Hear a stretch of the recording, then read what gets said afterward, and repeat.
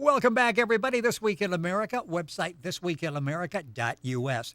For the past 22 years, Dr. Cristina Guarneri has devoted herself to working on political campaigns. She's provided seminars on ethics and leadership in public policy. Her newest seminar, Ethical Leadership in the 21st Century, The Issues in Public Policy, has been held throughout the United States. Dr. Guarneri writes a column entitled We the People, which focuses on government and politics. She's also the author of the See No Evil series and the new book, Flames of Truth, Beyond the Darkness of Wall Street West. And Dr. Cristina Guarneri joins us on This Week in America. Cristina, welcome to the program. Great to have you with us. Thank you, Rick. It's great to be here.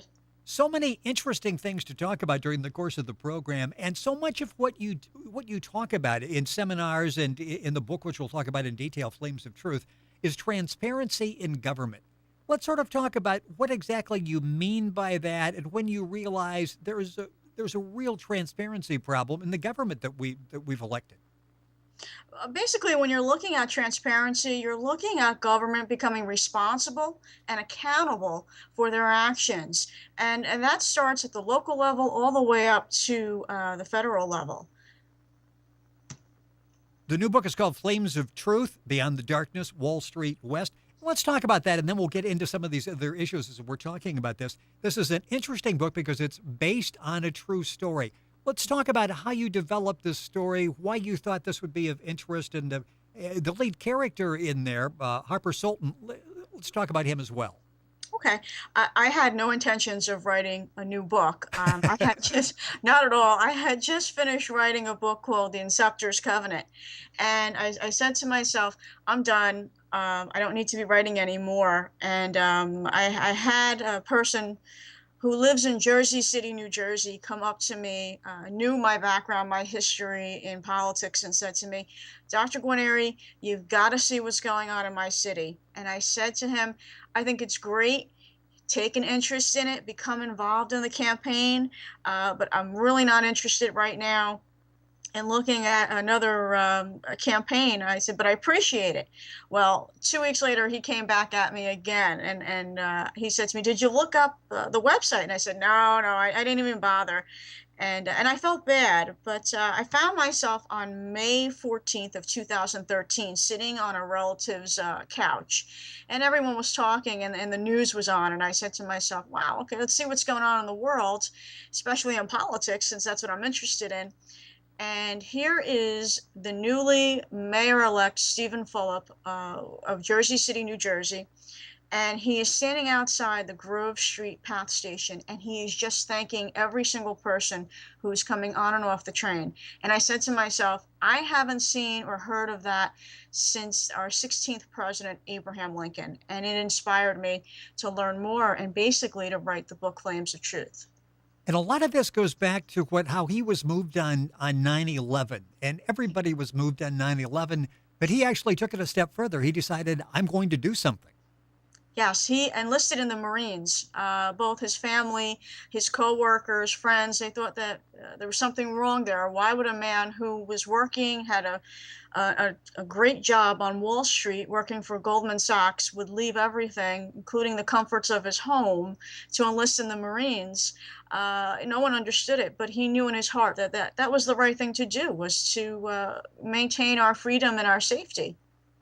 Our guest on This Week in America, Dr. Cristina Guarneri. She has devoted her life to working on political campaigns, political issues. Her book is called Flames of Truth, Beyond the Darkness of Wall Street West. Her website is CristinaWrites.com. You can go to our website, thisweekinamerica.us, and link on and get all the information on the book, which is available there as well as at Amazon. As he's elected to city council there, he is the youngest member by, I think, like about 17 years on city council. And I'm thinking, does that reflect where we are in the country, where we've got a lot of older people that are in leadership? Many have been there for a long time. It's just hard to get new people motivated to the point where they want to serve. Is that true? It is true. And what we're seeing is this whole younger generation of men and women who are becoming interested in taking public office. I think it is by far noble, I feel honorable for a person at a young age to take on the responsibility to wanting to serve in public office. And it's this progressive way of government that we're starting to see slowly across the United States. When he gets in government, he realizes, wow, there's a lot of corruption here. In fact, you've got some scenes in there. How accurate are those? There's like an FBI sting. I think it was like 40 some, about 44 elected officials. And I'm looking, and here's this lady, and she's conduct at City Diner, and she's getting a bribe. And was that based on fact? Because I think I even saw a clip of that on the news during the time. It is. It is based on true story. It is actually Operation Big Ring, I believe it's called, where 41 politicians, mostly found in Hudson County, New Jersey, were found guilty of corruption. And what's interesting is you read this, and I can recall the news at the time, there was no subtlety involved. It basically was, here's what I want, here's what you get, let's shake hands and give me a paper bag with cash in it in a couple days.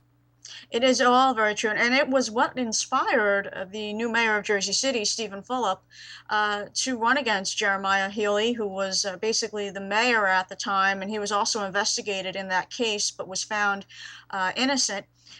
Basically, Mayor Fulop was looking at, okay, we need accountability, transparency in government, but more importantly, we need an ethical leader who's really going to stand up for the people and is going to work hard for every person and make them proud. And that's really his whole philosophy when you're looking at his work. How difficult was it for him to get elected, basically saying we're going to have ethics, and he backed some very strict ethic legislation that was opposed by a lot of people because it was going to limit their income. But he's talking about ethics. He's talking about transparency. We hear that all the time. People get elected and nothing seems to change. How did he get that message across that, no, I'm serious. This time it's different? He really relied on a grassroots support system, so to speak, when it came to running his campaign.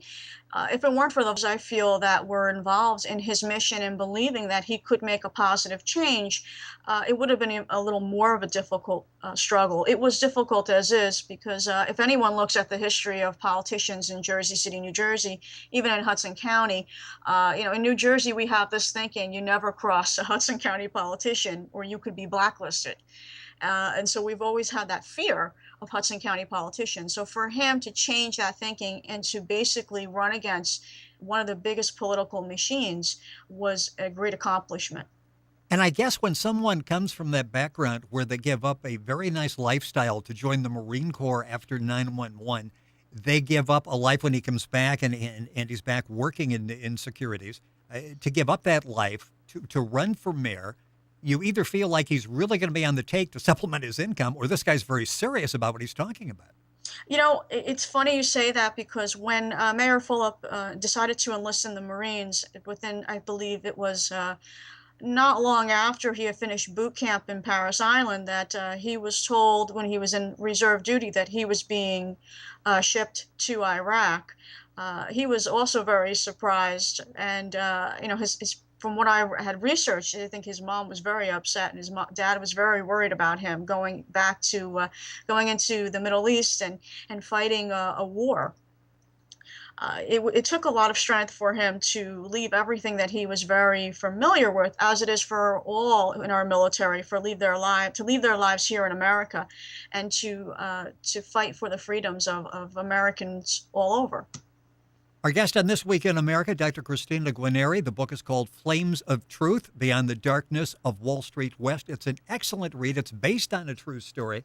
At one point in the book, the mayor is saying, and I'm thinking he's running at this particular point, but he says, politicians spend so much time in office, they've forgotten to address the concerns of the constituents.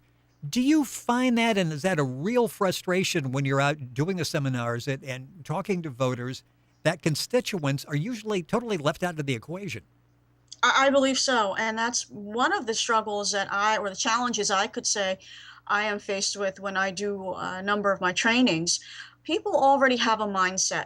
And when you look at the research of politicians and how they function, In the very beginning, when a person is entered into government for the first time, there's a great deal of willingness to try to do what is right.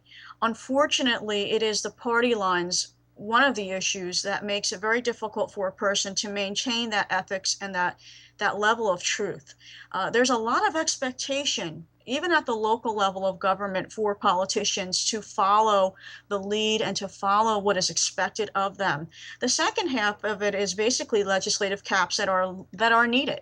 The longer a person stays in office, unfortunately, we are finding the more corrupt do become.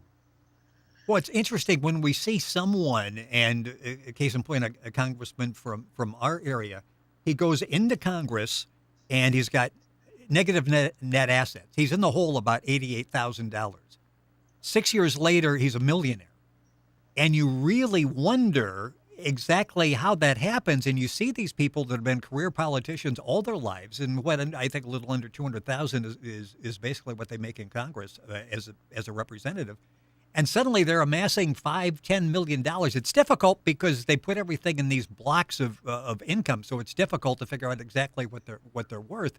But is money the key to this whole thing? I mean, you see people go in maybe with the best of intentions, but to keep that job or even to get anything done and to get other people to vote for you so you can pass something, you have to rely on the party for support and for money. It is very much a real situation that we are seeing. Money is a very big part of when a person is in elected office. I always said it would be great to do a pilot study and to take away those larger salaries and the free health care and see how many are still in government today. It is basically a driving force for many people, not all. There are a small percentage who do this for the sake of the people, but the larger portion of people who are in office are really doing this for money's sake. It's interesting because we sometimes glamorize, romanticize politicians from the past. I mean, and you only have to go back 20 years now, and suddenly someone we thought was a bad president, not that bad, and we sort of try to find highlights from that administration. Is this something that is just happening, or if we went back to the 30s, the 40s, and 50s, we still would find these flaws in the politicians? We would still see them. The difference between today and 20, 30, 40 years from now was the media. Yeah, yeah. There isn't a lot of attention back then as there are today. We're much more technological with social media, Facebook, Twitter, and I think more so reporters are out there and are really covering stories that 20, 30 years ago they just weren't doing. Is that good or bad? It's so polarized when you watch, one network will do maybe a little spin on that, another network will do a spin in another direction. And after a while, you think, is this just becoming noise where we're not paying attention? It's good and it is bad. It's good to be knowledgeable. It's good to know what's going on within the country, within your area. And it's good to be informed, to be an informed consumer. The negative side of it is the media does have a way, unfortunately, of polarizing stories and can basically even taint the way people think about certain topics and situations that are going on within our government system. You're listening to This Week in America. Our guest in the program, Dr. Cristina Guarneri. The book is Flames of Truth Beyond the Darkness of Wall Street West. It's based on a true story. It's available at her website, CristinaWrites.com, available at Amazon. Information at our website, thisweekinamerica.us.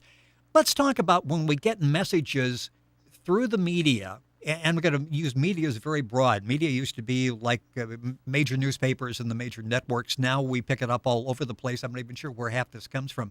How do we know the information we're getting is actually real information? I mean, people have said, yeah, I watch Jon Stewart, and that's where I get my news. There's no 100% guarantee. There are so many people who are watching the Sean Hannity and O'Reilly and the different news stations that are out there. And I think as a informed consumer, we can listen to what is being said, hear what is being presented, but understand in the back of our minds that without doing our own research, it will never be 100% guarantee. So we also have to take that initiative ourselves in researching what's being said, both on TV and what we're hearing on different radio stations and newspapers especially. Flames of Truth is the book Beyond the Darkness of Wall Street West. We've got a couple minutes left in the program. In the book, the character talks about there's really an acceptance of mediocrity when it comes to leadership. And I want to ask you about that from the perspective of us, of citizens. Do we at some point become resigned to the fact that, they're all corrupt? We have. I believe we've become a little complacent in believing, and it's not a complacency out of laziness or a laissez-faire way of thinking, but I do believe people feel there's no way of changing the system. So instead of trying to fight the system or try to make those changes, we become complacent and say to ourselves, there really isn't any way to change the way politicians think and act. But basically, that's not true. There is a way of expecting that politicians who are representing us to the greater welfare and really being a voice for us. So, and that really takes involvement on the people's part. Well, it's interesting because you sometimes wonder, okay, are we guiding our representative or is our representative guiding us? Basically, he's taking his position and telling us why he's taking this position, and we're supposed to fall in line with that. How does that work? To watch that happening, it is, I'll tell you, on a campaign level, it's really interesting to be on the inside circle and see that happening. And we're seeing where the politician is basically saying, these are the laws that we are going to write, the bills we're going to write, and we're going to bring forth that into each of the different committees at the state level. And then we will have them passed or they will be vetoed. But we're seeing this more and more as a trend where politicians are just being the voice for the people instead of the voice of the people being for the politician. So we're really seeing a definite change in that area. As someone who spent a number of years following being directly involved in politics, what do you think of the future? I mean, I look at this and I've been interested in politics since I was very, very young. And I can remember when things would get done, reading about the Great Society, the Civil Rights Act of 1964, and the key Republicans that came over probably got something in return for their vote, but many of them said, at least publicly, I'm doing it because it's the right thing to do, and talking about some conservatives that came over. And then I see in recent times someone who's elected as president, and I see hope, especially in a younger generation, and the first thing you hear out of the opposition is we're going to block everything this guy puts forward. Can we ever move? Is it so partisan that we cannot move forward effectively? We can. We can move forward. There is hope to be able to do that, but it will take the cooperation of not only government but the people working together. And I believe that we need some increases in ethical commissions and in oversight regulations on politicians, building legislation that is really going to protect the people, but also building codes of conduct and expecting those codes of conduct to be enforced. Just about out of time, 30 seconds or so left in the program. You've got a chapter in the book, and the book is Flames of Truth, Beyond the Darkness of Wall Street West, called New Expectations. A quote there that's interesting, Abraham Lincoln, the best thing about the future is that it only comes one day at a time. Is that what makes you hopeful, that if we do it one day at a time, slow process, but if we move in that direction every day, we can get there? We can. I think that's in with everyday life. I think if we take it one day at a time, not only just in government and politics, but in everyday life, taking it one day at a time, we can find those improvements. So I definitely live by that thinking and that philosophy. It's an excellent book based on a true story, Flames of Truth, Beyond the Darkness of Wall Street West. Dr. Cristina Guarneri, our guest on the program. Her website is CristinaWrites.com. The book is available at Amazon. Information on the book there, of course, as well. And information at our website, thisweekinamerica.us. Dr. Guarneri, thank you for joining us on the program. Much more to talk about. I got 5 more pages of notes here, so we'll have you back on the program. Thank you so much for joining us on the show. Thank you, Rick. It was great being here. You're listening to This Week in America, thisweekinamerica.us.